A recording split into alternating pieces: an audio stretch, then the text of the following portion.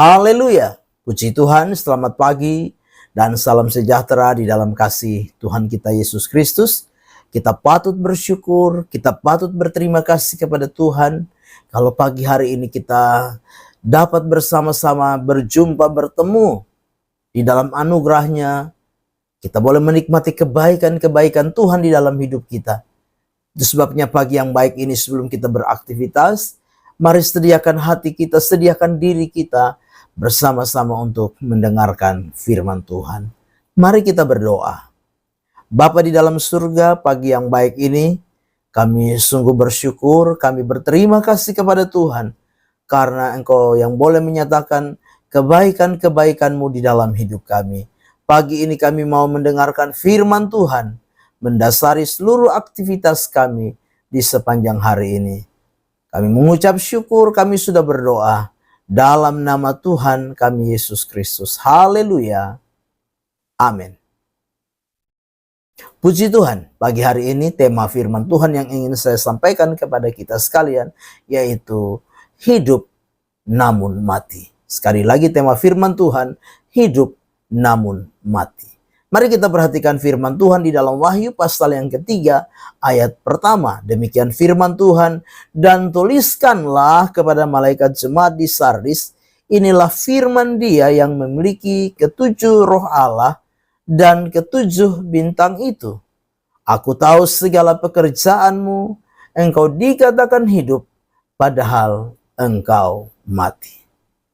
Puji Tuhan, pagi hari ini dari teguran dan nasihat Tuhan kepada jemaat yang ada di Sardis, kita belajar beberapa hal. Yang pertama,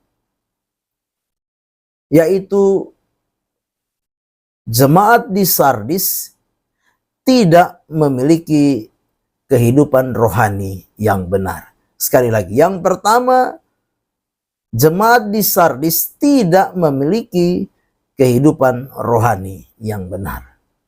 Nah, kalau kita memperhatikan firman Tuhan di dalam Wahyu pasal 3 ayat 1 sampai dengan ayat yang ke-6 ini, kita bisa mempelajari tentang orang-orang percaya yang ada di Sardis, di mana hanya beberapa orang yang memperhatikan kehidupan rohani dengan benar. Mereka tidak mencemarkan pakaiannya, yang bicara tentang apa? Kekudusan, yang bicara tentang kesucian, yang bicara tentang apa? Hidup dalam kebenaran. Nah, Bapak Ibu jemaat, ketika orang-orang percaya yang ada di Sardis tidak hidup di dalam kesucian, tidak hidup di dalam kekudusan, dalam kebenaran, maka apa?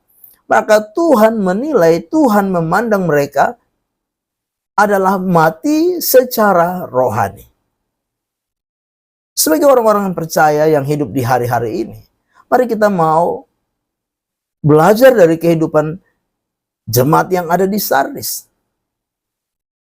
Ketika kita tidak hidup di dalam kekudusan, ketika kita tidak hidup di dalam kebenaran, ketika kita tidak hidup di dalam kesucian, maka sesungguhnya kita juga adalah orang-orang percaya yang sedang mati secara rohani. Firman Tuhan ini bisa datang kepada kita, menegur kita, mengatakan kepada kita, engkau dikatakan hidup, padahal engkau mati. Nah, itu sebabnya sebagai orang-orang percaya, pentingnya kita untuk apa? Hidup di dalam kebenaran. Pentingnya kita untuk hidup di dalam kekudusan. Pentingnya kita untuk hidup di dalam kesucian. Jangan mencemarkan pakaian kita yang bicara tentang identitas kehidupan kita sebagai orang-orang kudusnya Tuhan. Jangan cemarkan diri kita. Tapi mari belajar hidup di dalam kehidupan rohani yang benar. Sehingga Tuhan menilai, Tuhan memandang kita sebagai orang-orang percaya yang hidup di hadapan Tuhan. Yang kedua yang kita pelajari. Yang kedua, pentingnya kesadaran untuk bangun dari kematian rohani. Sekali lagi, yang kedua, pentingnya kesadaran untuk bangun dari kematian rohani. Di dalam Wahyu 3 ayat yang kedua berkata, bangunlah dan kuatkanlah apa yang masih tinggal yang sudah hampir mati. Sebab tidak satu pun dari pekerjaanmu aku dapati sempurna di hadapan Allahku. Jadi yang kedua yaitu pentingnya kesadaran. Kita perlu menyadari bahwa ketika kita salah melangkah, tidak hidup di dalam kekudusan, tidak hidup di dalam kebenaran, tidak hidup di dalam kesucian, maka kita perlu sadar. Bangun kembali kehidupan roh kita yang mungkin hampir mati atau mungkin yang sudah mati, bangun kembali. Tanpa kita menyadari diri kita, maka kita akan terus tinggal di dalam apa? Kematian rohani. Sebab itu, Bapak Ibu jemaat yang kekasih, kita perlu waspada. Kita perlu berjaga-jaga. Menjalani satu kehidupan kerohanian di dalam kita. Menjalani hidup ini. Mari. Teruslah kita membangun sebuah kesadaran di dalam diri ini.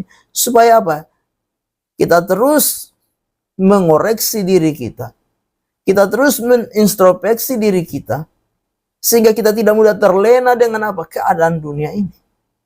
Bahkan kita tidak mudah terbawa arus dunia ini. Sehingga kehidupan rohani kita menjadi kehidupan rohani yang terus mati. Tetapi kita sadar dan apa? Kembali bangkit, kembali bangun dengan satu harapan. Bahwa apa? Ada satu kehidupan rohani yang kembali dibaharui di dalam setiap kehidupan kita.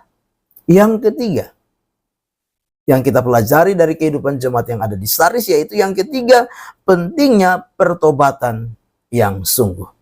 Sekali lagi yang ketiga, pentingnya pertobatan yang sungguh. Di dalam ayat yang ketiga dari Wahyu 3 ayat yang ketiga dikatakan, karena itu ingatlah bagaimana engkau telah menerima dan mendengarnya. Turutilah itu dan bertobatlah.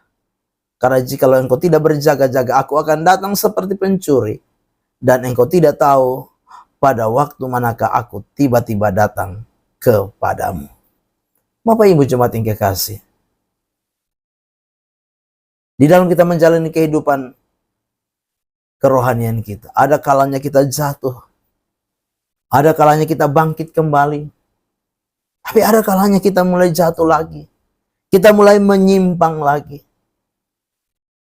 Tapi firman Allah berkata bahwa kita perlu bertobat. Bertobat artinya apa? Kembali kepada Tuhan, itu artinya bertobat. Bertobat untuk apa? Melakukan hal-hal yang benar. Bertobat untuk melakukan hal-hal yang suci. Bertobat untuk melakukan hal-hal yang kudus di dalam hidup kita. Sebagai orang-orang yang percaya. Karena ketika kita tidak bertobat, ada konsekuensi, ada akibat yang akan kita terima. Di mana apa? Tuhan akan datang tiba-tiba. Tuhan akan apa? Menghapus nama kita dari kitab kehidupan di dalam ayat yang kelima. Itu sebabnya mari Bapak Ibu jemaat yang kekasih, perlu adanya satu pertobatan yang sungguh, perlu adanya satu pertobatan yang benar, perlu adanya satu pertobatan yang murni di hadapan Tuhan. Bukan pertobatan yang pura-pura. Bukan pertobatan yang apa? Penuh dengan kemunafikan. Tapi mari kita belajar. Lewat firman Tuhan. Belajar untuk apa? Hidup di dalam pertobatan yang sungguh. Pertobatan yang murni. Sehingga apa? Ketika Tuhan datang nanti, nama kita tetap tercatat di dalam kitab kehidupan. Tanpa sebuah pertobatan, kita terus akan mengalami satu kematian rohani yang pada akhirnya membawa kita kepada kebinasaan. Tapi biarlah pagi hari ini, mari kita mau belajar hidup benar, bertobat. Maka apa? Tuhan tidak akan pernah menghapus nama kita dari kitab kehidupan. Kita akan menikmati dan mengalami kehidupan kekal di dalam pengiringan dan pelayanan kita. Sampai pada akhirnya, kita akan berjumpa dengan Tuhan. Amin. Mari kita berdoa. Bapa di dalam surga, terima kasih. Kami sudah dengar firman Tuhan. Biarlah firman itu jadi rema, jadi berkat, jadi kekuatan di dalam hidup kami. Firman itu biar menjadi pengingat bagi kami supaya kami benar-benar hidup di dalam kekudusan, hidup di dalam kebenaran, hidup di dalam kesucian. Kami boleh membangun sebuah kehidupan rohani yang sungguh, yang murni, yang benar di hadapan Tuhan. Berkati kami sekalian, sepanjang hari ini kami serahkan roh, jiwa, dan tubuh kami dalam tangan Tuhan. Dan kami percaya penyertaan pemeliharaan Tuhan sempurna kami nikmati sepanjang hari ini. Kami mau melangkah bersama dengan Tuhan di hari baru ini, mengucap syukur. Dalam nama Tuhan kami Yesus Kristus kami berdoa. Haleluya. Amin. Selamat pagi. Tuhan Yesus memberkati.